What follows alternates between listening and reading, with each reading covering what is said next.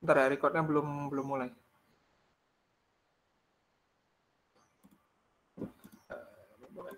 Oke.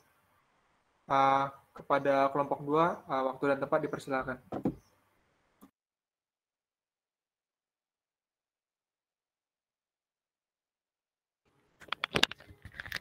Ya, terima kasih atas waktunya, Mas. Assalamualaikum warahmatullahi wabarakatuh. Kami dari kelompok 2, di sini kami akan mempresentasikan tentang pekerjaan profesi dan profesional. Namun sebelum itu, izinkan kami untuk memperkenalkan anggota kelompok kami terlebih dahulu. Yaitu kelompok kami terdiri dari Mas Hasfi Syarif, terus Muhammad Zulkifli Naufal Muhammad Gifari, dan saya sendiri Muhammad Sultan Imampuro. Nah, untuk topik bahasanya sendiri, yaitu ada 5. Yang pertama yaitu hakikat manusia sebagai makhluk yang bekerja. Lalu yang kedua, hubungan antara pekerja dan profesi. Yang ketiga, hubungan antara profesi dan profesional. Lalu keempat, hubungan antara profesional dan profesionalisme. Lalu terakhir, pendekatan untuk mengukur sebuah profesionalisme. Ya, lalu masuk ke topik pembahasan yang pertama, yaitu manusia sebagai makhluk yang bekerja.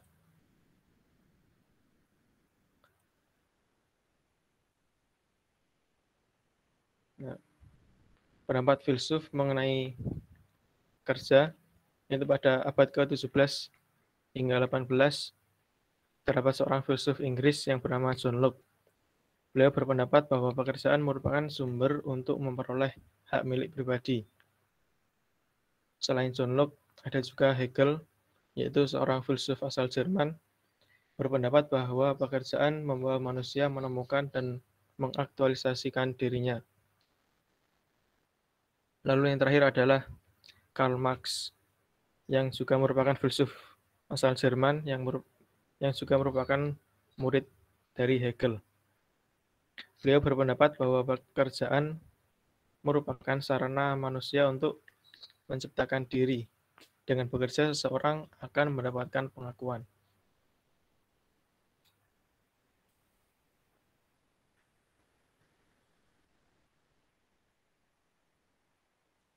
Selanjutnya akan disampaikan oleh Mas Hasbi Syarif. Tujuan dan atau pemahaman mengenai bekerja. Yang pertama yaitu bekerja untuk hidup, to live, bukan hidup untuk bekerja. Yang kedua, bekerja untuk memperkaya perkawanan, to love. Yang ketiga, bekerja untuk belajar, to learn. Yang keempat, bekerja untuk berbagi kenikmatan dan mewariskan kebaikan sebesar-besarnya kepada orang lain, itu atau to leave a legacy.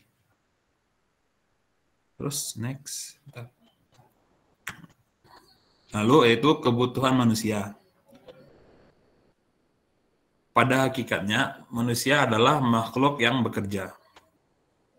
Menurut ahli yaitu Abdul Qadir, kebutuhan manusia terbagi kepada beberapa kelompok.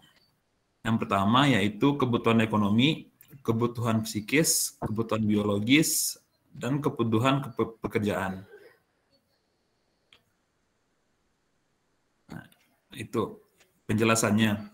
Kebutuhan ekonomi yaitu merupakan kebutuhan yang bersifat material, baik harta maupun benda, yaitu misalnya sandang, papan, dan pangan. Lalu kebutuhan psikis, yaitu merupakan kebutuhan yang bersifat imaterial untuk kesehatan dan ketenangan manusia secara psikologi. Misalnya agama, pendidikan, hiburan, dan lain-lain. Lalu ada kebutuhan biologis, merupakan kebutuhan untuk kelangsungan hidup manusia dari generasi ke generasi. Misalnya kebutuhan seksual untuk membentuk keluarga dan melanjutkan generasi. Lalu kebutuhan pekerjaan, merupakan kebutuhan yang bersifat praktis untuk mewujudkan kebutuhan-kebutuhan yang lainnya, yaitu misalnya profesi, pekerjaan, dan lain-lain. Lalu hubungan antara pekerjaan profesi. Pekerjaan adalah salah satu kebutuhan pokok manusia yang merupakan kebutuhan yang bersifat praktis untuk memenuhi kebutuhan-kebutuhan lain. Lalu seiring perkembangan kehidupan manusia, konteks pekerjaan berubah menjadi hal yang dilakukan untuk pemenuhan kebutuhan hidupnya. Lalu Thomas Aquinas yang dikutip oleh Sumaryono menyatakan bahwa setiap wujud kerja mempunyai 4 macam tujuan, yaitu yang pertama memenuhi kebutuhan hidup, yang kedua mengurangi tingkat pengangguran dan kriminalitas, yang ketiga yaitu melayani sesama, yang keempat mengontrol gaya hidup. Lalu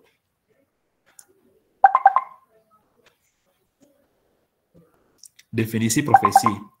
Profesi adalah suatu bentuk pekerjaan yang mengharuskan pelakunya memiliki pengetahuan tertentu yang diperoleh melalui pendidikan formal dan keterampilan tertentu yang didapat melalui pekerjaan pada orang yang terlebih dahulu menguasai keterampilan tersebut dan terus memperbarui keterampilannya sesuai dengan perkembangan teknologi.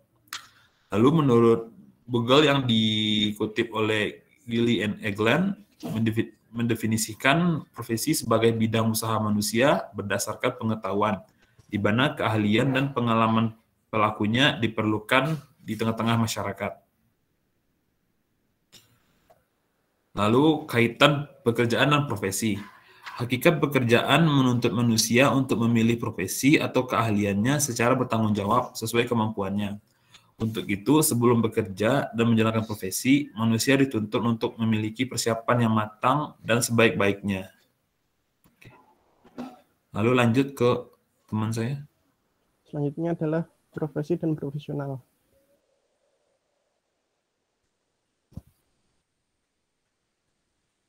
Profesi dan profesional. Profesional adalah seorang yang menjalankan profesinya secara benar dan melakukannya menurut etika dan garis-garis profesionalisme yang berlaku pada profesinya.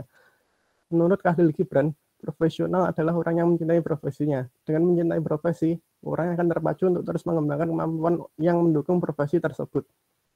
Next. Menurut Bule, dikutip Gile dan Eklan, profesi sebagai bidang usaha manusia berdasarkan pengetahuan di mana keahlian dan pengalaman pelakunya diperlukan oleh masyarakat. Next.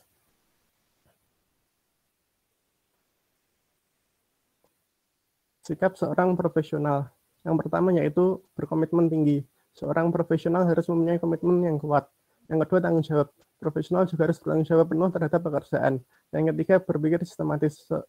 Seorang yang profesional harus mampu berpikir sistematis tentang apa yang dilakukannya dan belajar dari pengalamannya. Yang keempat, penguasaan materi. Seorang profesional harus menguasai secara mendalam materi pekerjaan yang sedang dilakukannya. Yang terakhir, menjadi bagian masyarakat profesional. Seorang profesional harus menjadi bagian dari masyarakat dalam lingkungan profesinya. Selanjutnya adalah profesional dan profesionalisme. Profesional dan profesionalisme. Titik penekanan dari profesionalisme adalah penguasaan ilmu pengetahuan atau kemampuan manajemen beserta strategi penerapannya. Meister pada tahun 1997 mengemukakan bahwa profesionalisme bukan sekedar pengetahuan teknologi dan manajemen, tetapi lebih merupakan sebuah sikap. Selanjutnya dilanjutkan oleh Muhammad Zulkifli.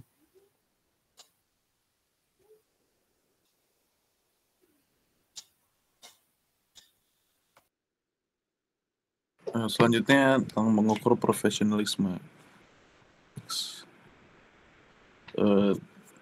Kompetisi profesional. Kompetisi profesional adalah kemampuan, pengetahuan, dan keterampilan seorang yang memiliki profesi tertentu dengan ukuran tertentu. Kompetensi profesional akhirnya dapat terukur menurut Gilly dan Eglan 1999. Standar profesional dapat diukur dari 4 pendekatan, yaitu ada pendekatan berorientasi filosofi, lalu pendekatan perkembangan bertahap, pendekatan berorientasi karakteristik, dan pendekatan berorientasi non-tradisional.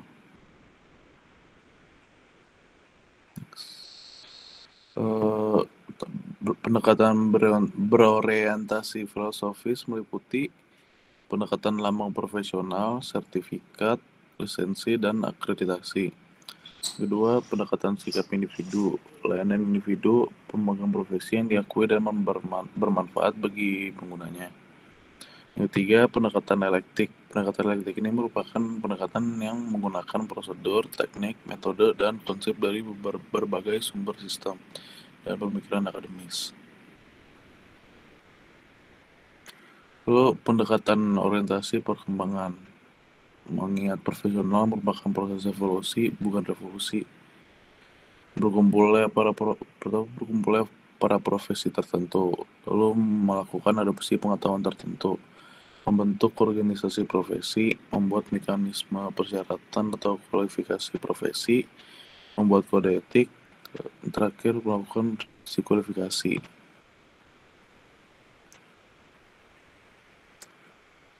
Lalu pendekatan orientasi karakteristik.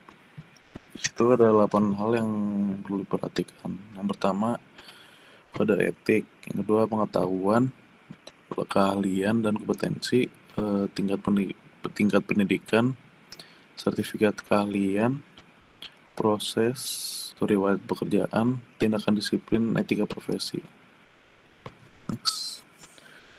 Lalu pendekatan orientasi non-tradisional. Pengukuran dilakukan sejak awal dimulainya seseorang menekuni profesi.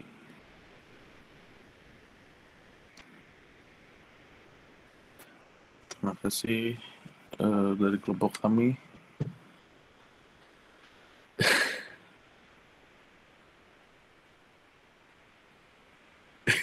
Sekian.